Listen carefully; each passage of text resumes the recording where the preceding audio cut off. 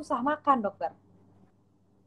Oke, jadi kalau dilakukan survei, ternyata itu hampir 50% sampai 60% orang tua itu pasti ngeluh anaknya susah makan.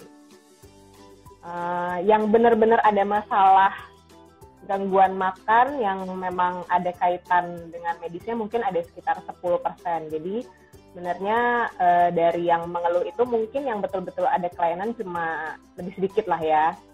Nah, ternyata anak-anak yang dikeluhkan susah makan itu hampir 30% itu penyebabnya sebenarnya adalah inappropriate feeding practice. Jadi artinya praktik pemberian makannya itu kurang tepat. Apa yang dimaksud dengan praktik pemberian makan yang kurang tepat itu adalah biasanya anak tuh nggak punya jadwal makan yang rutin atau misalkan karena dia makannya cuma sedikit terus sepanjang hari ditawarin terus makannya. Jadi karena ibunya nggak tega daripada anaknya kurus nih, ini di kan dok, aduh kayaknya baru dikit deh kurang makannya, aduh tuh sering banget tawarin makan. Nah itu dia ternyata itu tuh yang membuat masalah makannya berkelanjutan karena tadi dia nggak punya feeding rules yang betul gitu.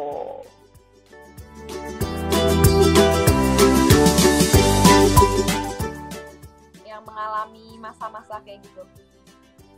Nah biasanya anak-anak yang susah makan itu biasanya munculnya itu sekitar usia 1 sampai 3 tahun lah. Tapi bisa juga lebih cepat. Nah, begitu mulai MPASI, awalnya lahap, nanti umur 7-8 bulan, ibunya udah komplain anaknya GTM, bisa juga. Itu anak pas umur 8 bulan tuh GTM. Iya, nah biasanya paling sering masalahnya itu adalah tadi karena tidak membiasakan feeding rules yang baik. Sebenarnya feeding rules itu bisa dimulai sejak bayinya dapat ASI loh sebenarnya.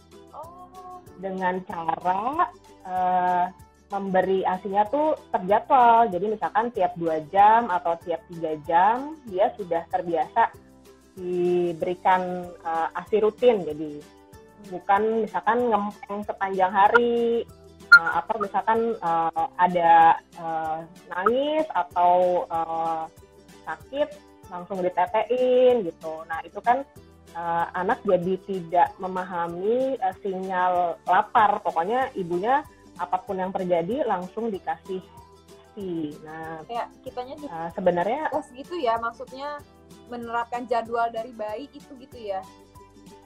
Iya benar, karena itu adalah langkah pertama orang tua bisa memahami kebutuhan anak dengan tahu, oh dia lagi lapar, jadi kita beri ASI. Nah itu berlanjut sampai dengan ketika memberikan MPASI.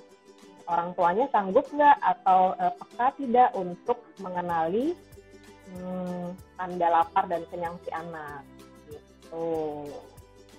Nah, kenapa usia 1-3 tahun? Soalnya di usia 1-3 tahun itu adalah dia mulai masuk ke fase psikologis yang dimana dia tuh pengennya mandiri. Pokoknya saya maunya saya yang nentuin nih gitu, termasuk juga masalah makan. Biasanya kalau ditawarin makanan oleh orang tuanya cuma dilirik doang, habis itu nggak mau. Malah biasanya kadang-kadang kalau kita larang, ini nggak boleh ya, ini makanannya orang dewasa nih, kamu nggak boleh nyoba. Begitu kita meleng dikit, dia malah ngerjain sebaliknya, malah diambil makanannya. Itu memang biasanya khasnya.